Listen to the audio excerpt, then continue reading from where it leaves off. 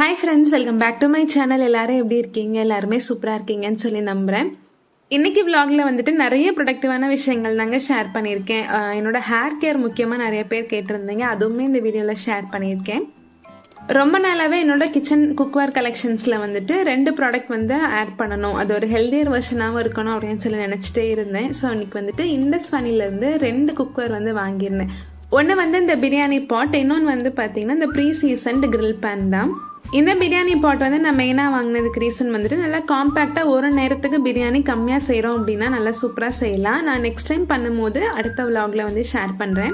இன்றைக்கி ஈவினிங் ஸ்நாக்ஸுக்கு இந்த கிரில் பேனில் மஷ்ரூம் சாண்ட்விச் தான் வந்து பண்ண போகிறேன். அதுக்கு வந்துட்டு நல்லா ஒரு பேக்கெட் மஷ்ரூமை வந்துட்டு ஹாட் வாட்டர் ஊற்றி கொஞ்சம் நேரம் ஒரு 2 நிமிஷம் போல் விட்டுட்டேன். அதுக்கப்புறம் இந்த எடுத்து நல்லா குட்டி குட்டியாக கட் பண்ணி வச்சுக்கிட்டேன். இப்போ ஒரு கடாயில் கொஞ்சமாக எண்ணெய் ஆட் பண்ணிவிட்டு வெங்காயம் அப்புறம் கேப்சிகம் வந்து சேர்த்து நல்லா வதக்கிக்கலாம். இந்த கிரில் பேன் வந்து ஆல்ரெடி ப்ரீ சீசனுங்கிறனால நம்ம ஜஸ்ட் வந்துட்டு 2 தடவை விம் போட்டு வாஷ் பண்ணிவிட்டு அதுக்கப்புறம் கொஞ்சமாக ஆயில் ஊற்றி 2 பெரிய வெங்காயம் வந்து நல்லா வதக்கிட்டு அது நல்லா பிளாக்காக சேஞ்ச் ஆயிரும். அதுக்கப்புறம் அதை வந்துட்டு கீழே வேஸ்ட் பண்ணிவிட்டு நம்ம மறுபடியும் வாஷ் பண்ணி வச்சுக்கலாம். இந்த சைடு லைட்டாக வெங்காயமும் கேப்சிகம் வதங்கினதுக்கப்புறமா மஷ்ரூம் ஆட் பண்ணிவிட்டு உப்பும் பெப்பர் தூளும் போட்டு நல்லா வதக்கி விட்டு க்ளோஸ் பண்ணி வச்சுக்க போகிறேன். சைட்லேயே வந்துட்டு மஷ்ரூம் டிக்காவும் வந்து ரெடி பண்ணிகிட்டு இருக்கேன். அதுக்கு ஒரு பவுலில் வந்துட்டு மஞ்சள் தூளை தவிர எல்லாமே வந்து 1/4 டீஸ்பூன் தான். மஞ்சள் தூள் வந்து ஒரு சின்ன பிஞ்ச் ஆட் பண்ணிக்கோங்க. கலருக்காக காஷ்மீரி ரெட் சில்லி பவுடர், அப்புறம் காரத்துக்காக பெப்பர் தூள் வந்து ஆட் பண்ணியிருக்கேன். அப்புறம் கொஞ்சமாக வந்து மல்லித்தூள், அப்புறம் கரம் மசாலா, சீரகத்தூள், இஞ்சி பூண்டு பேஸ்ட், அப்புறம் உப்பு, 1 டீஸ்பூன் லெமன் ஜூஸ், அதுக்கப்புறம் கசூரி மேத்தி வந்துட்டு கையிலே நல்லா க்ரஷ் பண்ணி சேர்த்துருக்கேன். கூட 1 டீஸ்பூன் அளவுக்கு எண்ணெய் வந்து ஆட் பண்ணிவிட்டு எல்லாத்தையும் நல்லா மிக்ஸ் பண்ணிக்கலாம். க்ளீன் பண்ணி வச்சுருந்த மஷ்ரூமில் ஒரு 5 பீஸ் மட்டும் தனியாக எடுத்து வச்சுருந்தேன் இந்த டிக்கா பண்ணுறதுக்காக. ஸோ அதையும் வந்துட்டு உள்ளே ஆட் பண்ணி நல்லா போட்டு விரவிக்கலாம். ஸோ சேம் மசாலா தான் வந்துட்டு நம்ம பன்னீர் டிக்காக்குமே வந்து யூஸ் பண்ணலாம், நல்லா டேஸ்ட்டாக இருக்கும். இந்த ஸ்டெயின்லெஸ் ஸ்டீல் ஸ்கியூவர்ஸ் வந்துட்டு நான் ஓடிஜி வாங்கும் போது அது கூடயே சேர்ந்து கொடுத்தது தான். ஸோ அதில் தான் வந்து இன்றைக்கி பண்ணி எடுத்துக்க போகிறேன். இதுக்கு பதிலாக வந்துட்டு உடன் ஸ்கியூவர்ஸ் கூட நம்ம சூப்பர் மார்க்கெட்லேயே வந்து கிடைக்கிது. நம்ம மஷ்ரூம் டிக்கா எல்லாத்தையுமே 1 by 1 இந்த ஸ்கியூவர்ஸில் வந்துட்டு நான் அந்த மாதிரி குத்தி விட்டுக்க போகிறேன். இதுக்கு நடுவில் வந்துட்டு வெங்காயம் அப்புறம் கேப்சிகம் இதெல்லாம் கூட வைக்கலாம். நான் அன்றைக்கி வந்துட்டு சாண்ட்விச்லேயே வந்துட்டு வெங்காயம் கேப்சிகமும் போட்டுட்டேன் அப்படிங்கிறனால இதில் வந்துட்டு சும்மா பிளெயினாக தான் வந்து குத்தி வச்சுருக்கேன். ப்ரெட்டோட ஒரு சைடு மட்டும் பட்டர் வந்து நல்லா அப்ளை பண்ணிவிட்டு இன்னொரு சைடுக்குள்ளே ஸ்டஃபிங்ஸ் வச்சுட்டு நல்லா க்ளோஸ் பண்ணி எடுத்துக்க போகிறேன். அதுக்கப்புறம் இதை வந்து நம்ம டோஸ்ட் பண்ணிக்கலாம். யூஸ்வலாக வந்து சாண்ட்விச்க்கு பட்டர் வந்து தடவுவாங்க, இல்லைன்னா நம்ம நார்மலாக வந்துட்டு ஆயில் கூட நம்ம கிரில் பேன்லேயே டேரெக்டாக ஆட் பண்ணி கூட செஞ்சுக்கலாம், அதுவுமே நல்லாயிருக்கும். நான் வந்து இன்றைக்கி 1 டீஸ்பூன் அளவுக்கு பட்டர் மட்டும் எடுத்துகிட்டு இந்த கிரில்ஸில் ஃபுல்லாக படுற மாதிரி நல்லா ஸ்ப்ரெட் பண்ணி எடுத்துக்கிட்டேன். இந்த கிரில் பேனில் வந்து எனக்கு பிடிச்ச விஷயம் வந்துட்டு அந்த கிரில்ஸ் எல்லாம் வந்துட்டு நல்லா கொஞ்சம் பெருசாக இருக்குங்கிறனால நமக்கு ப்ரெட்லேயுமே வந்துட்டு அந்த கிரில்ஸ் வந்து நல்லா தெரியுது, நல்லா கிறிஸ்பியாகவும் இருக்குது.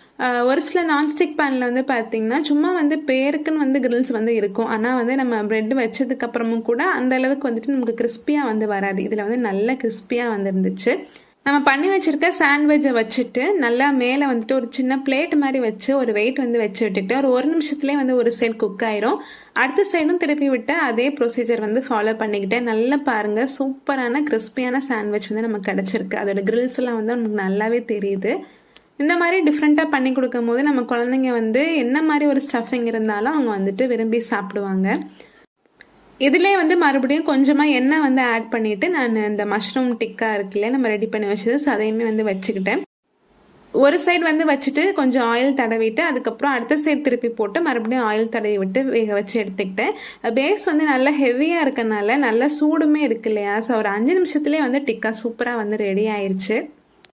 நான் ஏற்கனவே சொன்ன மாதிரி சேம் மெத்தடில் நம்ம பன்னீர் டிக்கா கூட பண்ணலாம்.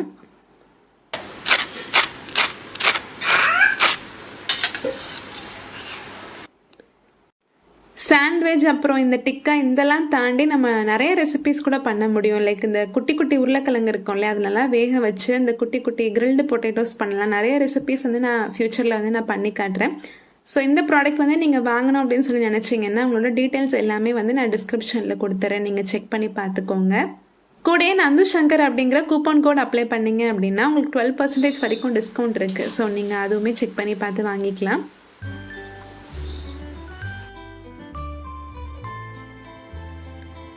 நெக்ஸ்ட் டே மார்னிங் வீட்டில் இட்லி தோசை மாவு எல்லாமே காலி ஆயிடுச்சு. அதனால அதை வந்து ஊற வச்சுட்டு அதுக்கப்புறம் ஹஸ்பண்டும் இன்றைக்கி ஒர்க் ஃப்ரம் ஹோமில் தான் இருக்காங்க. ஒரு 10 மணி போல் சாப்பிட்டு முடிச்சதுக்கப்புறமா மொசாம்பி ஜூஸ் தான் வந்து போட்டு கொடுத்தேன். பையன் வந்து இன்றைக்கி ஸ்கூலுக்கு போயிட்டா இன்றைக்கி வந்துட்டு தட்டைப்பயிறு குழம்பு தான் வந்து பண்ண போகிறேன். ரெட் தட்டைப்பயிறு வச்சு ரொம்ப நல்லா இருக்குங்க. ஸோ வந்து எப்படி பண்ணுறது அப்படின்னு பார்த்துடலாம். அதுக்கு வந்துட்டு ஒரு மண் சட்டியில் தான் நான் இன்றைக்கி பண்ண போகிறேன். நல்லா ஒரு 4-5 டேபிள் ஸ்பூன் அளவுக்கு கடலெண்ணெய் இல்லைன்னா நல்லெண்ணெய் எதுனாலும் சேர்த்துக்கலாம். இது கூட வந்துட்டு கடுகு, உளுந்தம்பருப்பு, 4-5 வெந்தயம் சேர்த்துட்டு சின்ன சின்னதாக கட் பண்ண ஒரு 10 சின்ன வெங்காயம், அப்புறம் ஒரே ஒரு சின்ன பச்சை மிளகா, கருவேப்பிலை, அப்புறம் ஒரே ஒரு தக்காளி, இது எல்லாத்தையுமே ஒன்று ஒன்றா ஆட் பண்ணி நல்லா வதக்கி விட்டுக்கலாம்.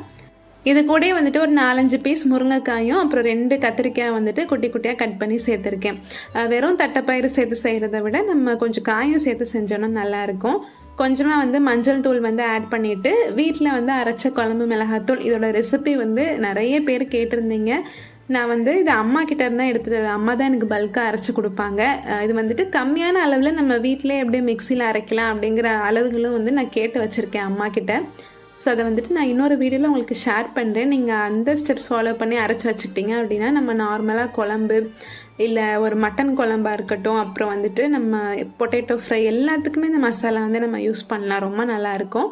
தட்டைப்பயிறு வந்து நான் முத நாள் நைட்டே வந்து ஊற வச்சிட்டேன். காலையில் எழுந்திரிச்சோடனே ஒரு 2-3 விசில் விட்டாலே வந்து டக்குன்னு குக் ஆயிரும். ஸோ அதை வந்துட்டு அந்த தண்ணியோடய ஆட் பண்ணிவிட்டு புளியும் கரைச்சி ஊற்றிட்டேன். அதுலேயே கொஞ்சம் காரம் மட்டும் கம்மியாக இருந்த மாதிரி இருந்துச்சு. கொஞ்சம் மிளகாத்தூளை ஆட் பண்ணிவிட்டு உப்பும் ஆட் பண்ணிவிட்டு நல்லா கொதிக்க விடணும். அவ்வளோதான். கொஞ்ச நேரத்துலேயே வந்துட்டு காய் எல்லாமே வந்து நல்லா வெந்துடும். ஒரு 10 நிமிஷத்துலேயே காயெல்லாம் நல்லா வெந்துடும். அதுக்கப்புறம் குழம்புமே வந்து திக்காக ஆரம்பிக்கும். அந்த ஸ்டேஜில் வந்துட்டு ஒரு 2-3 டேபிள் ஸ்பூன் அளவுக்கு தேங்காய் துருவில் வந்து நல்லா திக்காக பேஸ்ட் மாதிரி அரைச்சி குழம்போட சேர்த்துக்கிட்டேன். சேர்த்தாலேருந்து ஒரு 10 நிமிஷம் போல் நல்லா லோ ஃப்ளேம்லேயே வச்சு கொதிக்க விட்டீங்க அப்படின்னா சூப்பரான குழம்பு வந்து ரெடி ஆயிரும். புளிக்குழம்பு வச்சாலே அரைக்கீரையும் வந்து சைட்லேயே கடைஞ்சிருவேன். ஸோ கூட வந்து கொஞ்சமாக வடகமும் வறுத்து சாப்பிட்டு முடிச்சாச்சு. அண்ட் பையனை வந்து ஸ்கூலில் போய் பிக்கப் பண்ணிட்டு வந்ததுக்கப்புறமா மறுபடியும் என்னோட வேலையெல்லாம் வந்து ஸ்டார்ட் பண்ணிட்டேன். ரீசெண்டாக வந்து ரொம்ப ஹேர் ஃபால் ஆகிட்டே இருந்துச்சு. அதுக்கப்புறம் வந்துட்டு டேப்லெட்ஸ் ட்ரீட்மெண்ட் இதெல்லாம் வந்து எடுத்துக்கிட்டேன்னு சொன்னேன் இல்லையா. ஸோ அதுக்கப்புறம் வந்து இப்போ ட்ரீட்மெண்ட் எல்லாமே முடிஞ்சிருச்சு. ஸோ இதுக்கப்புறம் வந்து நம்ம கையில் தான் இருக்குது, எல்லாத்தையுமே வந்து நம்ம தான் பார்த்துக்கணும் அப்படின்னு சொல்லிட்டு ரெகுலர் பேசிஸில் வந்துட்டு கொஞ்சம் ஹேர் பேக் இதெல்லாம் வந்து போட்டுட்ருக்கேன். ஃபஸ்ட்டு வந்து பார்த்திங்கன்னா வெந்தயம் வந்து 1 டீஸ்பூன் அளவுக்கு எடுத்து நைட்டே வந்து ஊற வச்சிட்டேன். அதை வந்து மிக்ஸி ஜாரில் அரைச்சி எடுத்துக்கிட்டேன். அதுக்கப்புறம் அது நல்லா அரைச்சதுக்கப்புறமா ஒரு 15 போல் கருவேப்பிலை இலை, ஒரு 10 போல் செம்பருத்தி இலை, 1 டேபிள் ஸ்பூன் அளவுக்கு தயிர், 2-3 டேபிள் ஸ்பூன் அளவுக்கு தேங்காய் பால் வந்து இருந்துச்சு. தேங்காய் பால் இல்லாட்டா நார்மல் வாட்டர் கூட ஆட் பண்ணிக்கலாம். நான் தேங்காய் பால் வந்து இப்போது இந்த குழம்பு பண்ணும்போது தேங்காய் அரைச்சேன் இல்லையா. ஸோ அதில் வந்து கொஞ்சம் மீதம் இருந்தது தேங்காய். அதில் வந்து கொஞ்சமாக எடுத்து வச்சு அதையும் சேர்த்து போட்டு நல்லா அரைச்சி எடுத்துக்கிட்டேன். நல்லா க்ரீன் கலரில் வரும். நம்ம இதெல்லாம் போட்டு கருவேப்பிலையெல்லாம் போட்டு அரைச்சனால நல்லா க்ரீன் கலரில் இருக்கும் அந்த பேஸ்ட்டு பார்க்குறதுக்கு. இந்த செம்பருத்தி இலையெல்லாம் வந்து பார்த்திங்கன்னா தலையில் ஒட்டுச்சு அப்படின்னா அந்த ஒரே வாஷில் வந்து அவ்வளோ ஈஸியாக போகாது. நம்ம கொஞ்சம் டைம் எடுத்து குளிக்கிற மாதிரி இருக்கும். அதையும் தாண்டியே தலையிலேயே இருந்துச்சு அப்படின்னா நல்லா வெயிலில் வந்து காமிச்சதுக்கப்புறமா நம்ம வெளியவே வச்சு லைட்டாக தட்டி விட்டோம் அப்படின்னாலே எல்லாமே வந்து போயிடும். நீங்கள் பார்த்தாலே தெரியும், நல்லா ஷைனிங்காக இருக்கும், நல்லா கண்டிஷ்னர் போட்ட மாதிரி இருக்கும். முடி வந்து நல்லா கொட்டுறது வந்து கொஞ்சம் கொஞ்சமாக ஸ்டாப் ஆக ஆரம்பிக்கும். ஆக்சுவலாக இந்த செம்பருத்தி இலை, செம்பருத்தி பூ, நான் வந்து எந்த செம்பருத்தி பூ சொல்கிறேன்னா 5 இதழ் செம்பருத்தி வந்து சிவப்பு கலரில் இருக்கும்ல அதுதான். ஸோ 2 பூ அப்புறம் ஒரு 10 இலை, இது ரெண்டையுமே வந்து மிக்சியில் நல்லா அரைச்சிட்டு தலையில் தேய்ச்சி ஒரு வாரத்தில் 2 தடவை செஞ்சிங்கனாலே உங்களுக்கு ஹேர் ஃபால் வந்து கம்ப்ளீட்டாக கண்ட்ரோல் ஆகி நல்லா க்ரோ ஆக ஆரம்பிக்கும். இது வந்து நான் கண் கூடயே பார்த்துருக்கேன். காலேஜ் டேஸில் என்னோடய ஃப்ரெண்டுக்கு வந்துட்டு ஹேர் வந்து அவ்வளோ இருக்காது ஃபஸ்ட் இயரில்.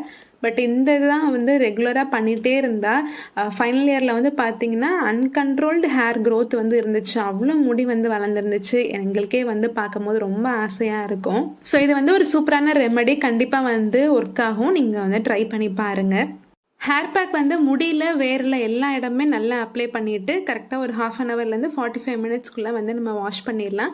நம்ம என்ன தான் வந்து வெளியே அப்ளை பண்ணாலும் நம்ம சாப்பிட்றதுலேயும் வந்து இருக்கு இல்லையா. ஸோ அதுவுமே வந்து நம்ம ஹெல்த்தியாக சாப்பிட்ணும். நிறைய வந்து நெல்லிக்காய், கருவேப்பிலை இந்த மாதிரி ஐட்டங்கள்லாம் வந்து இன்டேக் வந்து பண்ணிக்கோங்க. நான் அன்றைக்கி சாப்பாடோட வச்சு சாப்பிட்றதுக்காக உப்பு நெல்லிக்காய் தான் வந்து ரெடி பண்ணிகிட்ருக்கேன். இந்த உப்பு நெல்லிக்காய் வந்து சாப்பாடோட வச்சு சாப்பிட்றதுக்கு நல்லா இருக்கும். செஞ்சதுலேருந்து 3 நாள் வரைக்கும் தான் நல்லா இருக்கும். ஸோ அதுக்குள்ளேயும் காலி பண்ணிடணும்.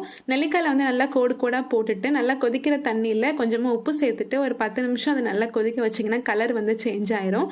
அதுக்கப்புறம் இந்த தண்ணி ஊற்றி வந்து அதை மூடி வச்சுக்கலாம். இந்த தண்ணியோடய சேர்த்து நம்ம சாப்பாடில் கூட ஊற்றி சாப்பிட்லாம். அவ்வளோ நல்லா இருக்கும். கொஞ்சம் தண்ணி நெல்லிக்காயில் ஊற்றி வச்சுட்டு மீதி தண்ணி வந்து நம்ம குடிக்க கூட செய்யலாம். அதுவுமே நல்லது தான்.